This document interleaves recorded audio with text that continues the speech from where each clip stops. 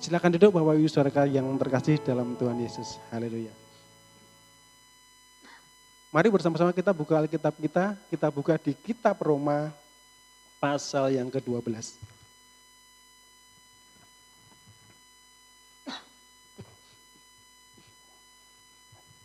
Roma pasal yang ke-11, maaf. Roma pasal yang ke-11 kita akan baca ayat 36, kemudian kita sambung dengan Roma pasal 12 ayat 1 dan ayat yang kedua. Sudah ketemu semua nggih? Sudah ketemu? Oke, kita akan baca bersama-sama. Roma pasal 11 ayat 36 dilanjutkan dengan Roma pasal 12 ayat 1 dan 2.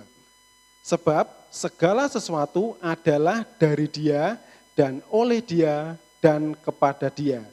Bagi Dialah kemuliaan sampai selama-lamanya. Karena itu saudara-saudara, demi kemurahan Allah, aku menasihatkan kamu supaya kamu mempersembahkan tubuhmu sebagai persembahan yang hidup, yang kudus, dan yang berkenan kepada Allah. Itu adalah ibadahmu yang sejati. Janganlah kamu menjadi serupa dengan dunia ini, tetapi berubahlah oleh pembaharuan budimu, sehingga kamu dapat membedakan manakah kehendak Allah, apa yang baik, yang berkenan kepada Allah, dan yang sempurna. Amin. Puji Tuhan. Bapak Ibu Saudara yang terkasih dalam Tuhan, kita bersyukur bahwa kita memiliki Tuhan yang sangat luar biasa. Dan Tuhan yang kita miliki itu adalah Tuhan yang memberikan anugerah yang besar dalam kehidupan kita. Kalau kita membaca kitab Roma, nanti kita baca mulai dari pasal 1 dan sampai dengan pasal yang ke-11 sampai selesai ini, bagaimana di situ Rasul Paulus menyatakan kepada kita bagaimana Tuhan yang kita sembah itu adalah Tuhan yang luar biasa dan Dia Tuhan yang berkarya begitu luar biasa sehingga tidak ada sesuatu yang membuat diri kita itu merasa hebat atau kita merasa layak untuk kita bisa meninggikan diri bagaimanapun keadaan kita. Karena semata-mata yang kita peroleh itu adalah anugerah dari Tuhan yang diberikan kepada kita. Dan kita melihat tadi di pasal yang ke-11 di ayat yang ke-36 dikatakan bahwa segala sesuatu adalah dari Dia dan oleh Dia dan kepada Dia. Bagi Dialah kemuliaan sampai selama-lamanya. Jadi seluruh keberadaan kita ini, seluruh apa yang kita miliki, apa yang kita lihat, apa yang kita dengar, dan apa yang akan terjadi di dunia ini, semua bersumber dari Tuhan kita. Dan ditutup dengan sebuah kalimat yang luar biasa, bagi Dialah kemuliaan sampai selama-lamanya. Jadi kita melihat bahwa Tuhan yang kita sembah, Tuhan yang kita percaya di dalam nama Tuhan Yesus, Dia Tuhan yang memberikan anugerah yang luar biasa dalam kehidupan kita. Anugerah keselamatan itu pasti dan Tuhan sudah jamin itu. Dan segala sesuatu yang ada semuanya ada di dalam genggamannya. Semuanya ada di dalam Dia, dari Dia dan kepada Dia kita kembalikan semuanya itu. Dan dari situ ternyata Rasul Paulus di pasal yang ke-12 itu dari anugerah Tuhan yang diberikan kepada kita itu ternyata itu ada sebuah implikasi yang dinyatakan kepada kita. Implikasinya itu apa? Karena itu saudara-saudara, demi kemurahan Allah, aku menasihatkan kamu supaya kamu mempersembahkan tubuhmu sebagai persembahan yang hidup, yang kudus, dan yang berkenan kepada Allah. Itu adalah ibadahmu yang sejati. Tuhan yang luar biasa, yang bagi Dia itu adalah kemuliaan sampai selama-lamanya, karena segala sesuatu itulah dari Dia, oleh Dia, dan untuk Dia. Di situ Tuhan menghendaki kepada kita supaya apa? Supaya ada sebuah persembahan yang kita berikan kepada Tuhan. Dan persembahan itu ada 3 kategorinya. Yang pertama, hidup. Yang kedua, kudus, dan yang ketiga, berkenan kepada Allah. Yang pertama hidup, yang kedua kudus, dan yang ketiga berkenan kepada Allah. Dan dari kriteria itu dirangkum di dalam satu hal, yaitu mempersembahkan tubuh kita. Apa artinya? Tubuh kita di mana roh dan jiwa kita bersemayam, itu adalah persembahan yang terbaik yang bisa kita berikan kepada Tuhan. Karena tubuh kita yang hidup ini adalah tubuh yang selalu dinamis, di mana akan ada banyak hal yang terjadi, sehingga ada sesuatu yang bisa menghalangi kita untuk kita tidak melakukan apa yang Tuhan mau. Makanya Tuhan mau bahwa hidup kita ini kita persembahkan kepada Tuhan. Dengan apa? Dengan penuh kekudusan. Jadi hidup yang kita miliki ini haruslah hidup yang kudus. Kenapa? Ketika kita hidup dalam kekudusan, di situ tentunya apa yang kita kerjakan itu berkenan kepada Tuhan. Dan ketika apa yang kita kerjakan itu berkenan kepada Tuhan, itu tentu ada tujuannya. Kita baca di ayat yang kedua. Kita baca ayat yang pertama lagi ya. Karena itu saudara-saudara, demi kemurahan Allah, aku menasihatkan kamu supaya kamu mempersembahkan tubuhmu sebagai persembahan yang hidup, yang kudus dan yang berkenan kepada Allah, itu adalah ibadahmu yang sejati. Janganlah kamu menjadi serupa dengan dunia ini, tapi berubahlah oleh pembaharuan budimu, sehingga kamu dapat membedakan manakah kehendak Allah, apa yang baik, yang berkenan kepada Allah, dan yang sempurna. Jadi ketika kita mempersembahkan tubuh kita ini, ternyata ada satu hal yang bisa kita kerjakan. Prakteknya seperti apa? Prakteknya adalah supaya kita tidak menjadi serupa dengan dunia ini. Tetapi kita berubah oleh pembaharuan pikiran kita, pembaharuan budi kita, sehingga kita memiliki tujuan yang jelas yang dinyatakan bahwa kita bisa mengerti kehendak Allah. Apa itu kehendak Allah? Dikatakan bahwa kehendak Allah adalah sesuatu yang baik, kemudian berkenan kepada Allah, dan yang sempurna. Jadi kita bisa mengerti bahwa ketika kita mempersembahkan tubuh kita akan ada pertanyaan, bagaimana caranya saya bisa mempersembahkan tubuh saya menjadi persembahan yang hidup, yang kudus, dan itu juga berkenan kepada Allah. Caranya adalah dengan kita tidak menjadi serupa dengan dunia ini. Bagaimana supaya kita tidak menjadi serupa dengan dunia ini? Kita harus berubah. Yang berubah apa? Bagaimana cara berpikir kita, akal budi kita yang harus berubah. Kenapa kita harus berubah? Supaya kita bisa mengerti kehendak Allah. Dan kehendak Allah itu adalah kehendak yang baik, berkenan kepada Allah sendiri, dan yang ketiga itu adalah sesuatu yang sempurna. Jadi ketika kita rindu untuk memberikan persembahan yang terbaik dalam kehidupan kita, apakah kita bisa mengerti apa yang menjadi kehendak Allah dalam kehidupan kita? Saya percaya ada banyak hal yang Tuhan inginkan dalam kehidupan kita untuk kita kerjakan. Dan salah satunya kita akan bersama-sama kita buka di kitab Hagai. Mari kita buka di kitab Hagai. Kitab Hagai, nanti Bapak, Ibu, dan saudara sekalian bisa baca Hagai pasal yang pertama dan pasal yang kedua. Hanya ada 2 pasal di kitab Hagai. Dan di kitab Hagai ini kita akan mengerti salah satu apa yang menjadi kehendak Allah untuk kita kerjakan di dalam kehidupan kita. Nah, kita akan baca ayat 16 sampai 20 pasal yang kedua. Maka sekarang perhatikanlah mulai dari hari ini dan selanjutnya. Sebelum ditaruh orang batu demi batu untuk pembangunan bait Tuhan, bagaimana keadaanmu ketika orang pergi melihat suatu timbunan gandum yang seharusnya sebanyak 20 gantang, hanya ada 10, dan ketika orang pergi ke tempat pemerasan anggur untuk mencedok 50 takar, hanya ada 20. Aku telah memukul kamu dengan hama penyakit, gandum, dan segala yang dibuat tanganmu dengan hujan batu. Namun kamu tidak berbalik kepadaku. Demikian firman Tuhan. Perhatikanlah mulai dari hari ini dan selanjutnya, mulai dari hari yang ke-24 bulan ke-9, mulai dari hari diletakkannya dasar bait Tuhan, perhatikanlah apakah benih masih tinggal tersimpan dalam lumbung, dan apakah pohon anggur dan pohon ara dan pohon delima dan pohon zaitun belum berbuah. Mulai hari ini aku akan memberi berkat. Di pasal yang kedua, di ayat yang ke-16 sampai dengan 20 ini, di bagaimana Tuhan itu menyatakan isi hatinya kepada bangsa Israel melalui Nabi Hagai, bahwa ada berkat yang Tuhan janjikan. Berkat Tuhan itu dijanjikan, kenapa dijanjikan?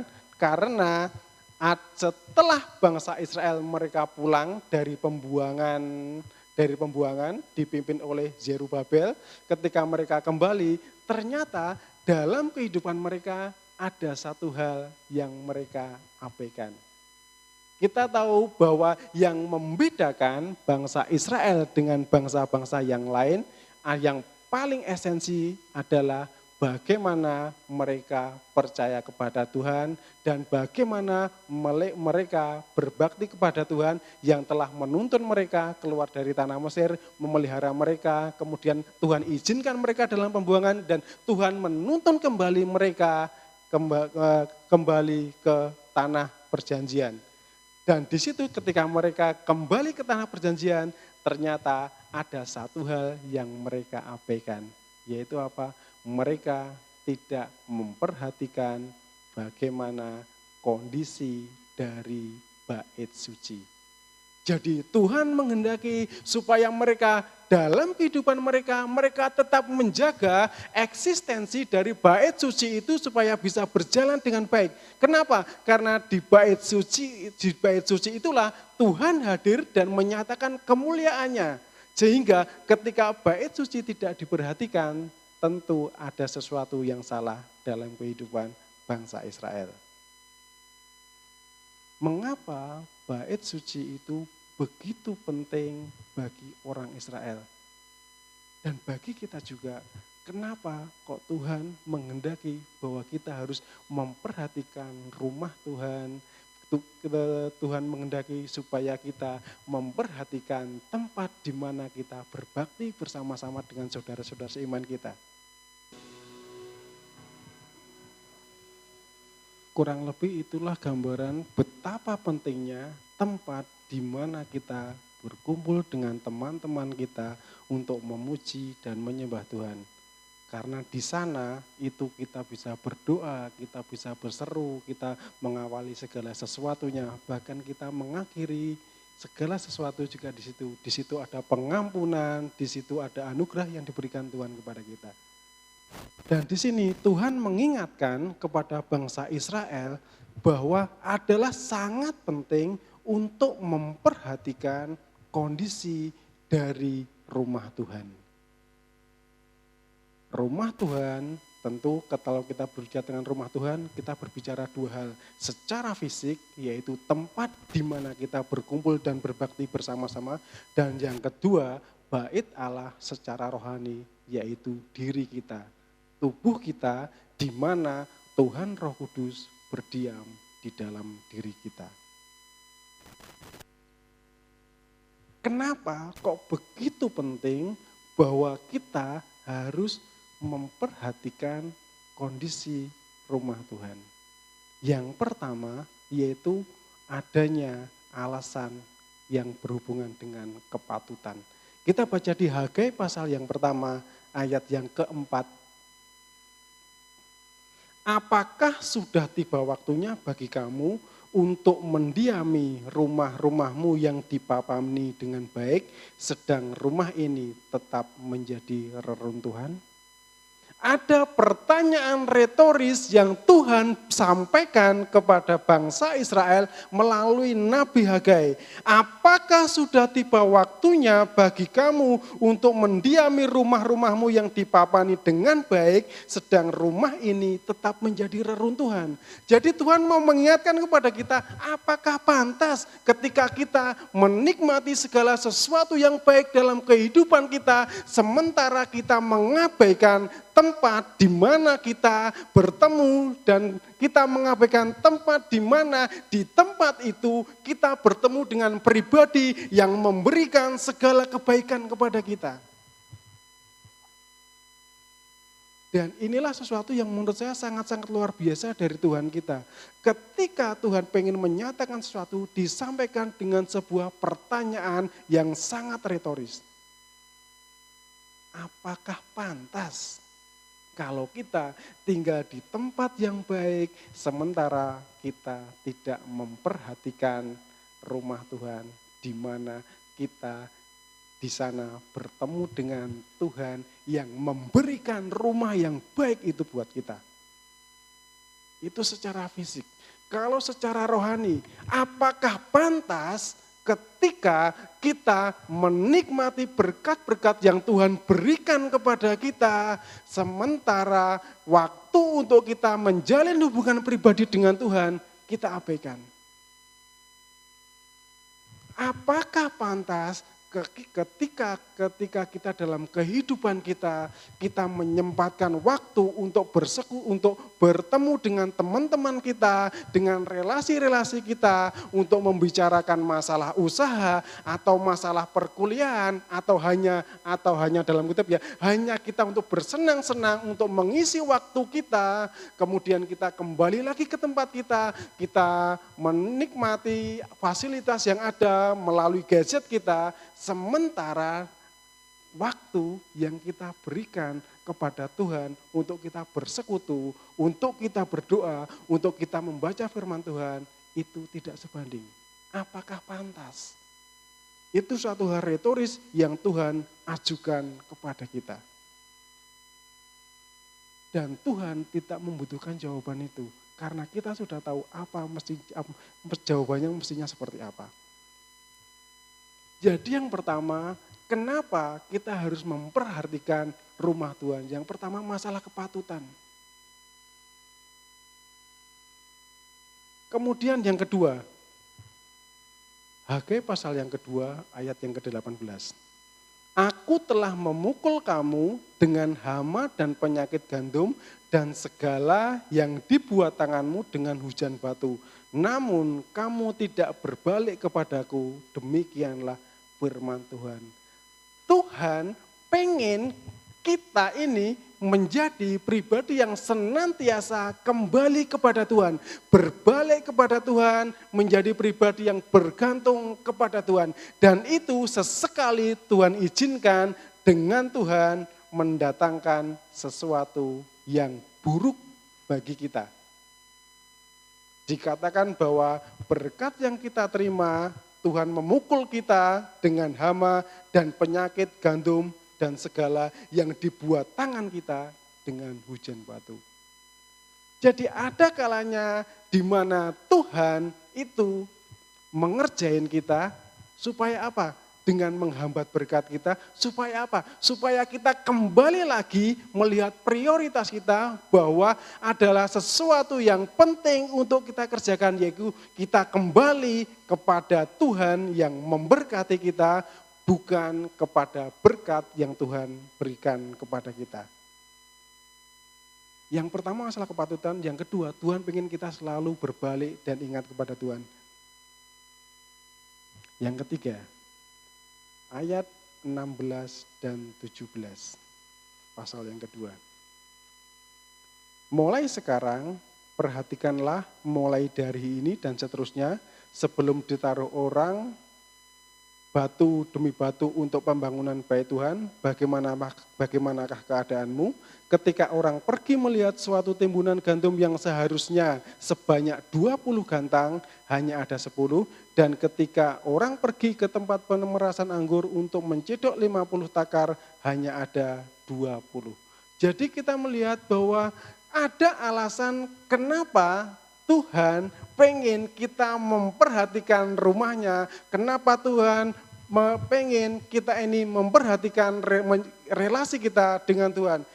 Yang ketiga adalah ketika kita mengabaikan itu, ternyata berkat yang kita terima itu tertahan dan kita tidak menikmati berkat Tuhan dengan utuh. Jadi Tuhan yang seharusnya memberikan kepada kita berkat 50 takar, ternyata kita hanya bisa memperoleh 20. 50 Tuhan berikan, tetapi hanya 20 yang bisa kita nikmati. Ketika Tuhan memberikan sesuatu yang banyak, tapi ternyata yang bisa kita nikmati tidak sebanyak yang Tuhan berikan. Artinya apa? Ketika kita dalam kehidupan kita memperhatikan rumah Tuhan, ketika kita memperhatikan kehidupan kita dalam kita menjaga hubungan pribadi dengan Tuhan kita, kalau kita melakukan itu, maka berkat yang Tuhan berikan kepada kita akan bisa kita nikmati secara utuh. Utuh itu tidak berbicara kuantitas, tapi berbicara masalah kualitas. Jambu yang berukuran segini sama segini itu sama-sama utuh, dan kedua-duanya itu bisa dinikmati secara utuh kalau kita memperhatikan hubungan kita dengan Tuhan, kalau kita menjaga hubungan kita dengan Tuhan. Itu adalah janji Tuhan. Kemudian satu lagi alasan kenapa Tuhan pengen kita menjaga hubungan pribadi kita dengan Tuhan dan kita tetap memperhatikan rumah Tuhan di mana kita berbakti. Karena Tuhan menjanjikan berkat yang melimpah bagi kita. Ayat 19 dan 20. Perhatikanlah mulai dari hari ini dan selanjutnya, mulai dari hari ke-24 bulan ke-9, mulai dari hari diletakkannya dasar bait Tuhan, perhatikanlah apakah benih tinggal tersimpan dalam lumbung, dan apakah pohon anggur dan pohon ara, pohon delima dan pohon zaitun belum berbuah, mulai dari hari ini aku akan memberi berkat. Jadi ada berkat yang Tuhan janjikan ketika kita mau berbalik kepada Tuhan, ketika kita memperhatikan rumah Tuhan, ketika kita memperhatikan hubungan kita dengan Tuhan, Tuhan memberikan janji kepada kita, Tuhan akan memberkati. Itu adalah janji Tuhan. Dan ketika Tuhan mengatakan, aku akan memberkati, artinya apa? Ada waktu di mana ketika kita mau mulai melakukan itu, akan ada waktu di mana Tuhan akan memberkati kita. Terus implikasinya seperti apa? Kita baca di ayat yang ke-8. Jadi naiklah ke gunung, bawalah kayu dan bangunlah rumah itu. Maka aku akan berkenan kepadanya dan akan menyatakan kemuliaanku di situ, firman Tuhan. Jadi apa yang mesti kita kerjakan? Kalau saat ini kita mulai mengabaikan rumah Tuhan, baik dalam arti yang sesungguhnya maupun dalam arti rohani menjaga hubungan kita dengan Tuhan, apa yang kita lakukan? Kita mulai kerjakan itu. Bawa persembahan kita, beri yang terbaik. Mulainya kapan? Mulai dari saat ini. Saya percaya ketika kita adalah teman-teman dari banyak kota berkumpul di Semarang, kita rindu ada teman-teman yang saling menyupport kita dalam setiap apa yang kita kerjakan. Dan itu bisa kita peroleh kalau kita semua saling memperhatikan, dan salah satu bisa kita dapatkan di mana adalah di gereja, di tempat di mana kita berbakti. Ini adalah tempat yang perlu kita perhatikan untuk apa? Untuk kita boleh memberikan persembahan kita yang terbaik buat Tuhan. Ada banyak aktivitas pelayanan yang bisa kita kerjakan bersama-sama. Ada banyak hal yang bisa kita dukung bersama-sama, paling tidak ketika kita bisa berkumpul bersama-sama dengan teman-teman kita, ketika kita berkumpul, kita satu berinteraksi satu dengan yang lain. Kemudian ketika ada jam-jam pertemuan kita berkumpul bersama-sama, kita semua bisa saling menguatkan. Ini adalah bagaimana kita memperhatikan rumah Tuhan. Saya percaya ada banyak hal yang akan menghalangi kita atau mungkin menjadi pertimbangan kita untuk kita tidak banyak terlibat dalam aktivitas yang ada di gereja. Tapi mari kembali kita tanyakan kepada diri kita, Tuhan, apakah saya sudah benar-benar memperhatikan rumah-Mu ya? Ingat, ketika kita memperhatikan rumah Tuhan, tadi Tuhan menyatakan kepada kita, apakah kehidupan kita sudah memiliki kepatutan, apakah yang kita nikmati itu sudah sebanding dengan apa yang kita berikan kepada Tuhan. Dan apakah kita tetap menjaga hubungan kita dengan Tuhan, sehingga dalam kehidupan kita senantiasa berpaut kepada Tuhan. Dan ketika kita memperhatikan rumah Tuhan, ketika kita memperhatikan hubungan kita dengan Tuhan, berkat Tuhan yang diberikan kepada kita akan bisa kita nikmati secara utuh. Puji Tuhan.